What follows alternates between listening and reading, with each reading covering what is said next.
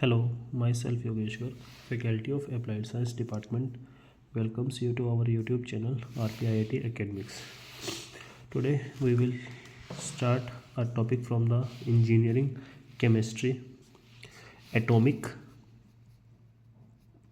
and molecular orbitals. First of all, what is atom? Atom is the smallest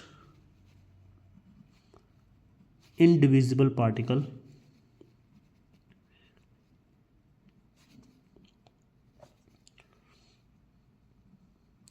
that cannot be break by the chemical reaction. जो atom है वो मिलके बना होता है किस किसका, electrons, protons and neutrons, but किसी भी केमिकल रिएक्शन में हम इसको ब्रेक नहीं कर सकते। तो जो स्मॉलेस्ट जिसकी कुछ प्रॉपर्टीज आइडेंटिटी में है तो वो हमारे क्या होता है, एटम। देन आता है molecules.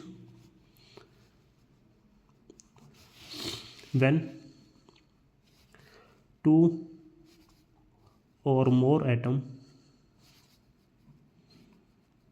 combine to form molecules। या एग्जांपल लेते हैं, जैसे कि कोई एक एटम ए है, एक बी है, ये दोनों मिलके बनाते हैं A B. A atom B atom दोनों मिले क्या बना, मॉलिक्यूल ए बी। तो इसी को हम क्या कहते हैं, मॉलिक्यूल। अब ये जब दोनों कंबाइन करें तो इनके बीच में क्या होगा, कुछ ना कुछ फोर्स ऑफ अट्रैक्शन, जैसे हम ऐसे डिनोट करते हैं, ये ए बी। अब ये क्या, या तो एक बॉन्ड है या कोई फोर्स ऑफ अट्रैक्शन है। फोर्स ऑफ बॉन्ड जैसे कि हमने क्या किया, एटम किसका, इलेक्ट्रॉन्स का। इलेक्ट्रॉन्स क्या करेगा, इधर इसके और इसके ऑर्बिटल में ऐसे रोटेट करता रहेगा, तो ये कुछ ना कुछ फिजिकली अपीयरेंस होगी इन दोनों के बीच में। तो इस टाइप को कहते हैं बॉन्ड। अट्रैक्शन, अब एक के ऊपर कोई पॉजिटिव चार्ज है, एक के ऊपर नेगेटिव चार्ज है, अब ये दोनों एक दूसरे को अट्रैक्ट करेंगे, इस टाइप की होती है फोर्स ऑफ अट्रैक्शन। तो जो ये हमारा नेचर होता है बॉन्ड का, केमिकल बॉन्डिंग में या तो फोर्स ऑफ अट्रैक्शन प्रेजेंट हो सकता है या फिर बॉन्ड हो, फोर्स ऑफ अट्रैक्शन या फिर बॉन्ड प्रेजेंट होगा, तो इसको हम केमिकल बॉन्डिंग कहते हैं। अब जो अट्रैक्शन है ये हम बॉन्डिंग है दो टाइप्स में पढ़ते हैं केमिकल बॉन्डिंग में। टाइप्स ऑफ बॉन्डिंग जिसको कहता है inter atomic and inter molecular bonding. Inter atomic यानी कि दो एटम्स के बीच में, जैसे कि आयनिक बॉन्ड हो गया, कोवलेंट बॉन्ड, मेटेलिक बॉन्ड, ये सब के हमारे एक इंटर एटॉमिक बॉन्ड है। वहीं inter molecular bond, van der वाल force of attraction,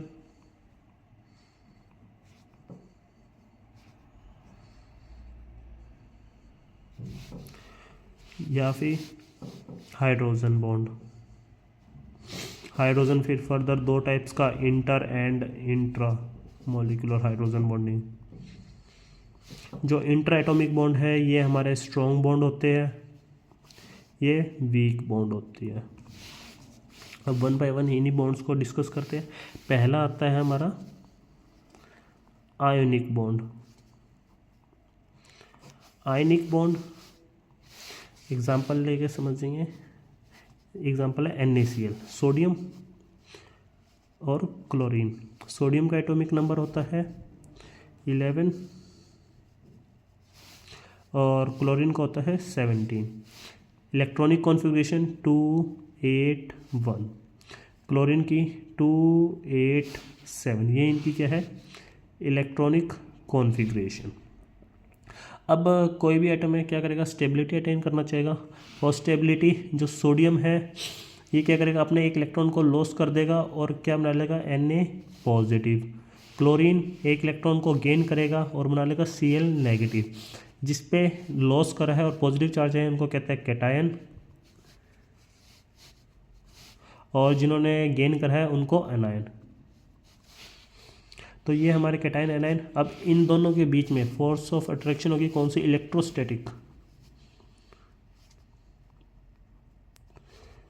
force of attraction. तो इस टाइप के बॉन्डिंग को हम कहते हैं आयनिक बॉन्ड, जिसमें क्या होता है दो आयंस एक दूसरे को अट्रैक्ट करते हैं। देन सेकंड आती है हमारी कोवैलेंट बॉन्ड। जो कोवैलेंट बॉन्ड है इसके अंदर क्या होता है, इलेक्ट्रॉन्स की क्या होता है शेयरिंग होती है दो एटम्स के बीच में। एग्जांपल HCl है, HCl, हाइड्रोजन के पास 1 इलेक्ट्रॉन, क्लोरीन के पास वैलेंस शेल में 7 इलेक्ट्रॉन। तो क्या करेंगे, ये इसका इलेक्ट्रॉन को शेयर कर लेगा और ये इसके इलेक्ट्रॉन को शेयर कर लेगा। इस तरीके से इनके बीच में बॉन्ड बनता है। जो फर्दर है इस पे कोवैलेंट बॉन्ड पे हमारी थ्योरीज आती है, जैसे VBT, वेस्पर और MOT।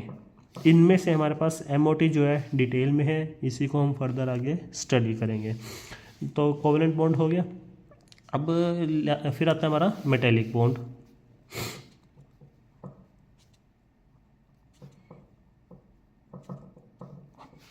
मेटेलिक बॉन्ड जब क्या होते हैं मेटल्स के बीच, मेटल्स के में होता है, इसमें क्या होता है इलेक्ट्रॉन्स फ्रीली मूव करते रहते हैं और वो उन मेटल्स को आपस में जोड़ के रखते हैं, वो होता है हमारा मेटेलिक बॉन्ड।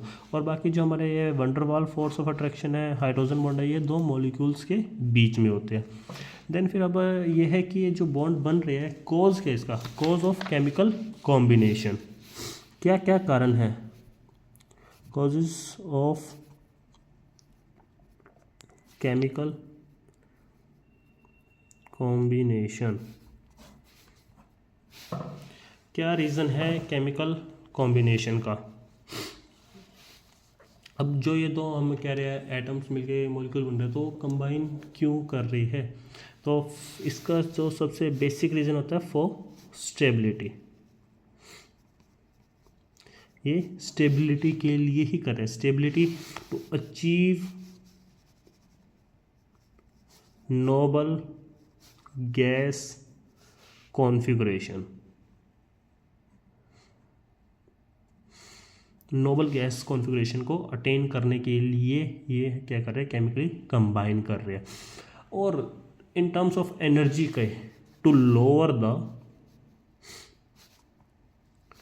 पोटेंशियल एनर्जी, सबसे simplest and scientific definition, to lower the potential energy. क्योंकि कोई भी है अपनी एनर्जी को क्या करना चाहेगा, लोअर करना चाहेगा। और लोअर कब होगी, जब वो नोबल गैस कॉन्फ़िगरेशन को अटेन कर लेगा, और उसी को हम स्टेबिलिटी कहते हैं। अब जो एनर्जी लेवल है ये डिफाइन कैसे होता है, जब भी दो एटम्स एक दूसरे को अट्रैक्ट करते हैं। देखो एक एटम ए है, एक बी है, ये ए का न्यूक्लियस, इसके बाहर इलेक्ट्रॉन, बी का ये। अब इलेक्ट्रॉन क्या होते हैं हम जानते हैं, जो सिमिलर चार्ज होते हैं वो रिपेल करते हैं और जो अपोजिट चार्ज होते हैं वो अट्रैक्ट करते हैं। तो न्यूक्लियस के ऊपर पॉजिटिव चार्ज है, पॉजिटिव चार्ज इसके नेगेटिव चार्ज को अट्रैक्ट करेगा और इसका पॉजिटिव को रिपेल करेगा। तो हमारे जब भी एनर्जी की बात करते हैं तो दो टाइप्स के फोर्सेस आते हैं, रिपल्सन फोर्स, अट्रैक्शन फोर्स। क्योंकि बॉन्ड बना रहे हैं तो बॉन्ड तब बनेगा जब दोनों आपस में पास आएंगे, और पास आने के लिए अट्रैक्शन होनी जरूरी है। तो इसका मतलब हमारे पास attractive force is greater than repulsive force. तो हमेशा फोर्स ऑफ अट्रैक्शन ज़्यादा होना चाहिए रिपल्शन फोर्स के टू फॉर्म बॉन्ड बनने के लिए, ठीक है। और इसका एक ग्राफ भी बनता है, तो वो ग्राफ देख लेते हैं कैसा होता है पोटेंशियल एनर्जी का।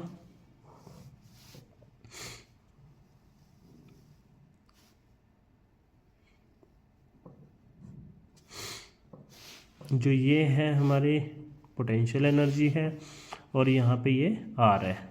जब आर इन्फिनिटी पे होगी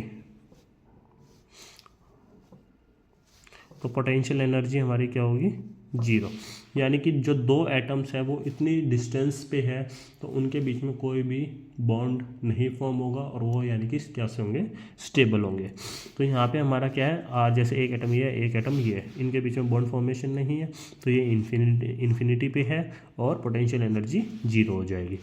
देन अब R कम होगा, पोटेंशियल एनर्जी बढ़ेगी, कम होगी।